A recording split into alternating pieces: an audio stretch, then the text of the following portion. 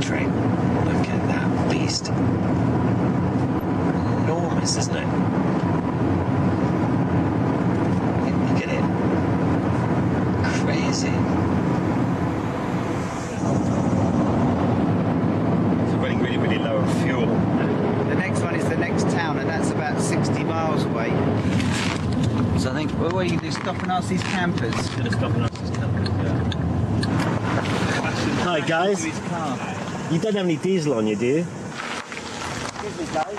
You don't have any spare diesel on you, do you? I've got a jerrycan. Oh, that'd be great. And obviously we'll pay you, you know, top dollar. You can rip us off.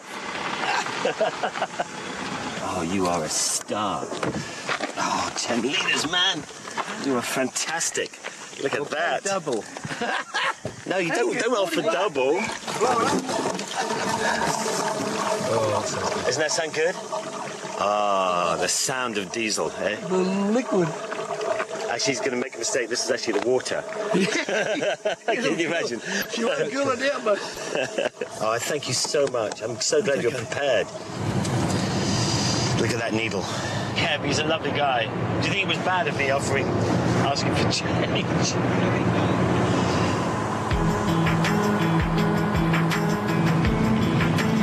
This looks wicked, this place, doesn't it? We ended up down a place called Daily Waters, and it's the cutest, bizarrest, weirdest little place you've ever seen. It's a little petrol pump on one side and a sign building place beside that, and then the other side is the pub. And you go inside and there's hundreds of notes for all over the world hanging on the walls, hundreds of bras all hanging up on the wall where people have signed them. It must have been quite trying to get all these off. It's one of those real sort of eclectic kind of places, which I just love. What a cool place. Yeah, it's amazing. Hey, where have you come from? Oh, Charlie. Yeah. How are you? Good to see you. Grant, mate. Pleased to meet you guys. How are you? All right. Yeah. You just up with a little jolly then, eh? Well, we're doing a lap round Australia. A lap round Australia? A lap round Australia. Long way round Australia, it's called. How long's your trip? 3 months. 3 months, cool. Yeah, well, it's about 4 weeks today. We left Canberra. Oh, fantastic. You're just settling in? Yep. But very much a sore bum. Oh, God. Well, that goes away after a while. Yeah. I met this guy on the bike, and it turns out there were 4 of them travelling together. The 4 of them had been friends for 40 years, and they went to school together. About 5 years ago, Steve here was saying, what we need to do, when we've got time, when we retire, is get on and do a trip around Australia. Well, the rest is history, basically. We decided to just do exactly that.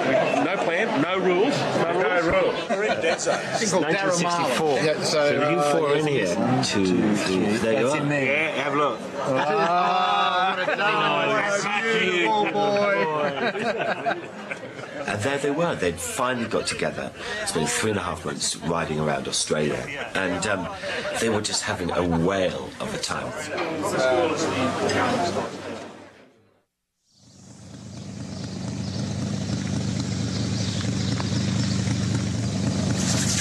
Okay, let's go then, guys. Just before we leave, there's an old US airbase up here for the Second World War. They used to get the bombers in and all that kind of stuff. I mean, the guys we met last night, they're going to take us up the airstrip. Wow, look at this. Must have been a hive of activity when it was in its heyday. Wow, it's amazing, isn't it? Oh, that's a big, big runway, that. It looks like sort of somewhere in Heathrow Airport size. You can imagine all the big planes, couldn't you? All taxiing up side by side, taking off, multiple runs. Amazing. Bomber Borman. Just getting ready to taxi now.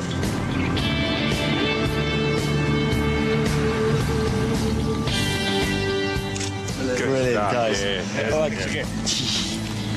What a cool bunch of guys, eh? Having a laugh.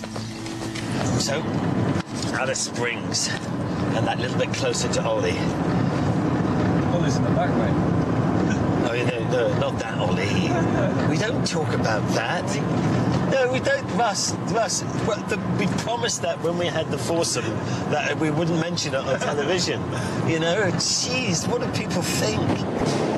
We just cruised all day, and this endless riding. You come up a Brabant Hill and get long, long road shimmering in front of you through this amazing Australian outback. We've driven 900 miles from Darwin to Alice Springs, which is pretty much the geographical centre of Australia. We are just about to meet up with these 3 Australian guys who are going to take us out in the outback, and we're going to have a couple of days sleeping under the stars. Apparently between the 3 of them, they've got 450 years of experience of outback. Come on in.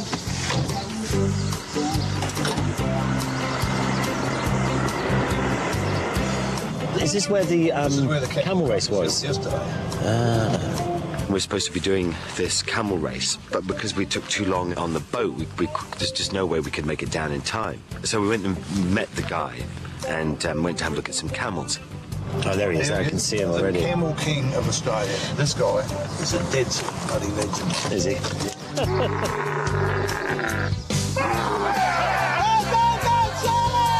We managed to get a little sort of mock-up race going, and we leapt up, and he just turned round and then just headed for this little gap in this gate and whacked my knee, and got quite a nice little bruise there.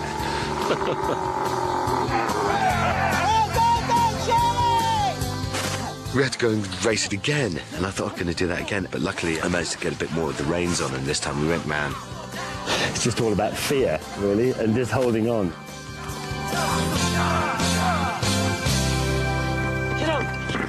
Camels were once the best way to get around Australia's vast interior, and as of 2004, there were more than 500,000 of them running around wild in the outback. So I just couldn't resist, and Noel let me ride out of Alice Springs on the back of one. The others will just have to wait. These things take time, you know. I think she fancies me, this one in the back.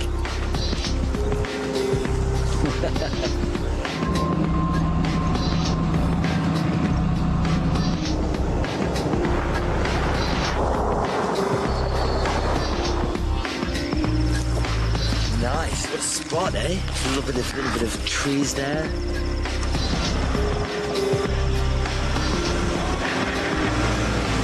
Every time he does something, he bogs himself down. I always get stuck.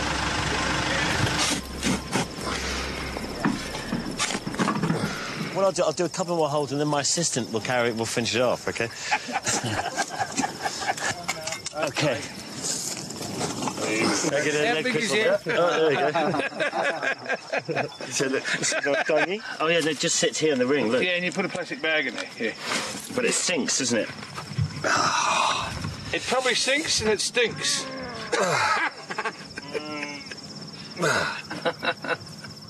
We built up this camp and we sat down and cooked this gourmet meal. I mean, fantastic steak and fried potatoes and salad and beer and a bit of wine, and had a right old laugh. And that was just beautiful. Fantastic. You should put that down and get yourself some grub. You all right? I'm off to bed. I'm a bit worried about my shoes. If I leave my shoes outside, I think, Australia has the most amount of dangerous snakes in the world. Good night. Sleep well, mate.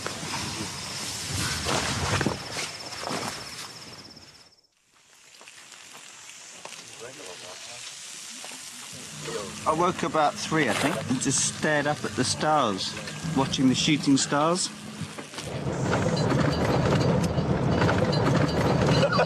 Well, they call this, in Africa, they call this the African massage.